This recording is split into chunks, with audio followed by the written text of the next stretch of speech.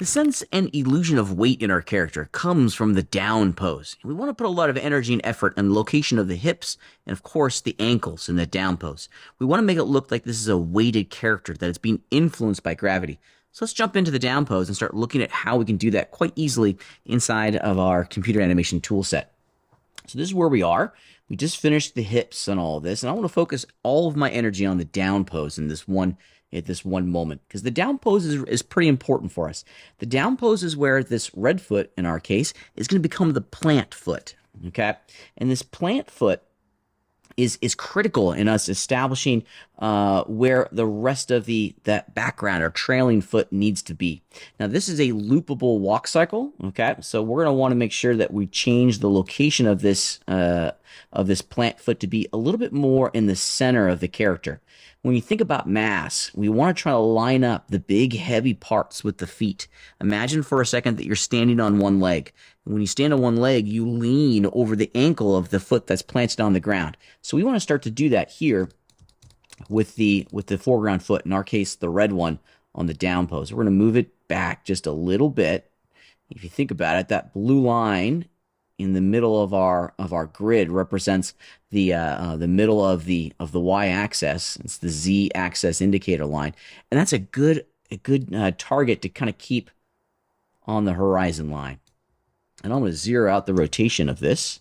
I'm also going to zero out the position of that locator. I moved it back a little too far. Let's get forward just a little bit. Yeah, right in there. That's pretty good. Now, it looks a little strange when you flip between 3 and 4, but remember, this is going to be a loopable walk cycle. This is going to be a walk cycle that we aim to have it kind of look as though our character's on a treadmill, okay? So the differences between the contact and the down is going to be kind of strange at first, but once you see it in action, we'll get the illusion that we're after. Okay, so this is a good down pose here. I don't need to worry about the hips. Already done that. What I'm looking for here is a nice kind of strong angle.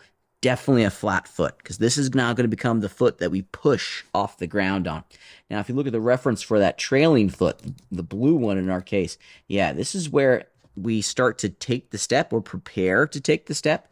So let's do this. Let's make some big changes. Excuse me. Let's make some big changes to all of this. I'm going to rotate that one down. Yeah, and we're also going to bring it up a little bit. Let's put the rotation of the toe back to 0. Excuse me, I moved the toe. That's not what I was trying to do. I want to move the leg forward just a little bit. Yeah, now let's flip back and forth.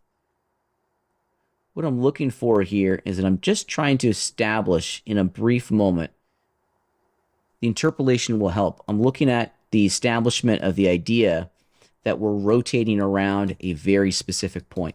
If you look at the location of rotation, we want the toe on the down pose to be in the exact same location, right kind of there, as we had on the contact, okay? Because this is now we're trying to create the illusion we're doing this, right? We're rotating up around the toe. If it slides back like it is now, yeah, that's not going to get the illusion that we're after. So let's slide it forward on the down pose and see what we get. Yeah, I'm looking at my screen right about there. That's probably where we need to be. I'm going to go forward. Yeah, I'm still too far forward. Somewhere right around in there. This is what we're after. See how it looks like it has taken a step, it's planting, and now it's going forward. Let's see how that impacts the rest of the show itself on that down pose. Yeah, and overall, that's not too bad.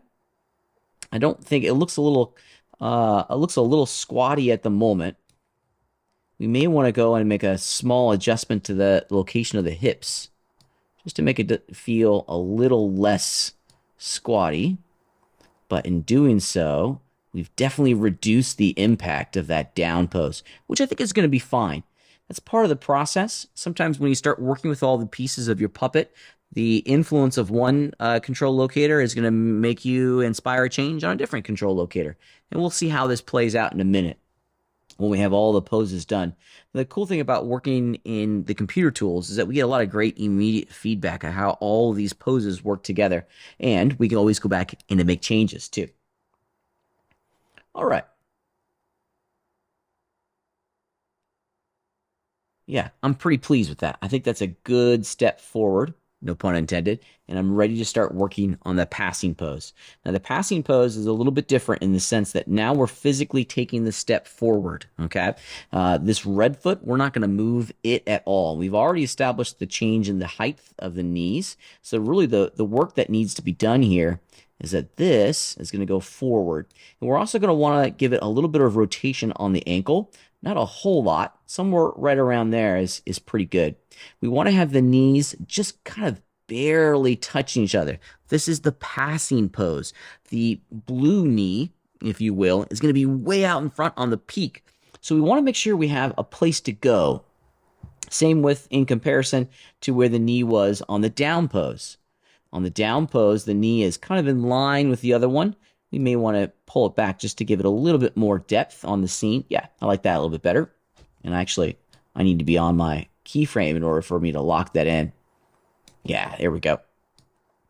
We always want to make sure that we have a place for the knee to travel, a distance it's traveling within inside of the volume of our environment.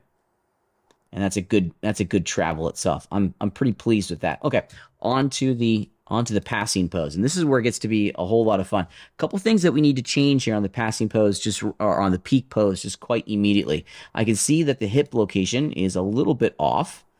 I want to make sure that we're kind of getting the idea that we're leaning forward here. Yeah, see how it looks like the mass is going forward, and then it's going to go back on the contact. That's way cool. I like that. We also want to get a springiness. So there's two things that I look at to kind of achieve that springy kind of like forward movement, because this is really where we're cresting the wave of the movement and we're going back down into the contact pose.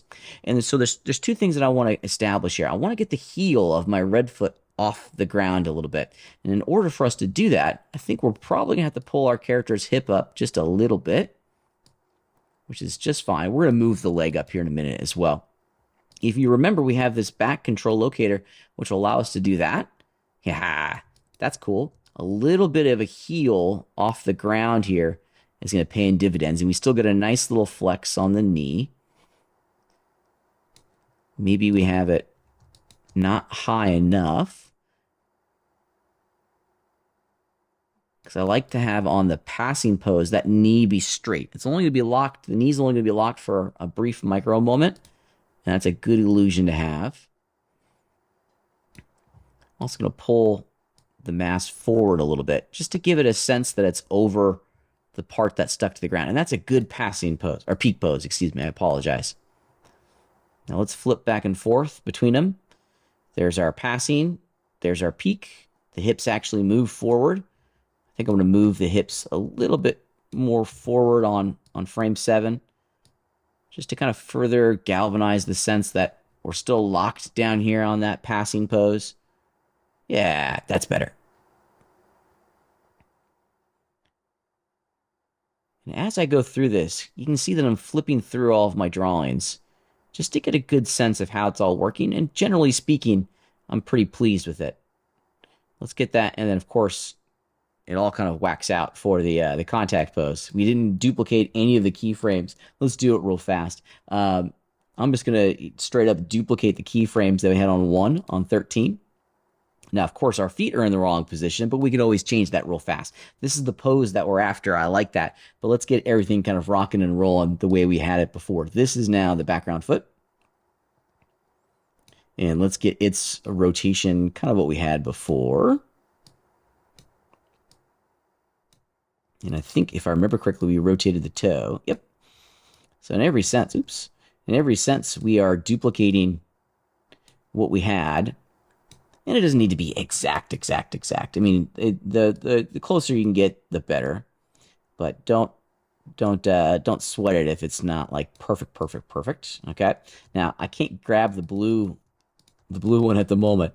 So let's grab it in 3D view, and then we'll go back to our orthographic view and get to work here. On this toe locator, I'm going to zero out all of its values, because on the toe, we don't want, or the foreground foot, the blue foot, we don't want any sort of flex on the contact, but we do want to have something like this. Now, if you'd like, you certainly could go back to the contact pose on frame 1 and maybe copy some values. If you look very carefully on the red foot here, the rotation of the ankle on the red foot's -21. So we could do, kind of the same thing. I'm close. I had -25. So you could just go in and copy and paste the values. Let's see what we got. Yeah, there's the blue one, and then it comes down.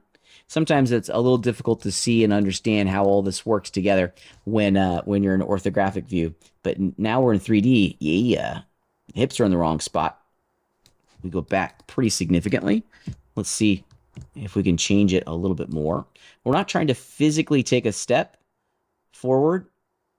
There's going to be some sliding in there, but once we start animating this, I think it's going to work out just fine.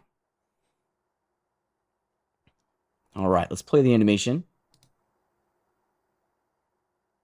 Yeah. Frames 1, 4, 7, and 10, I think are pretty great. We've created a really great sense of mass. We get a good weight in here. The constant interpolation type is allowing me just to focus on the keyframes and understand the role of those keyframes in this entire thing, which I'm super thankful for. Yeah, I'm very happy with the structure of my keyframes. We still have a tremendous amount of work that we got to do in front of us, but this is the type of thinking that we need to apply and overlay into the construction of this animation to set the foundation on bedrock. And that ultimately is the goal. We want to make sure that these first 5 keyframes are dialed because they're going to become the foundation for the next set as the back half of the animation is then constructed from the first half. I'm pretty pleased with the results. I can't wait to see what the remainder of this animation looks like.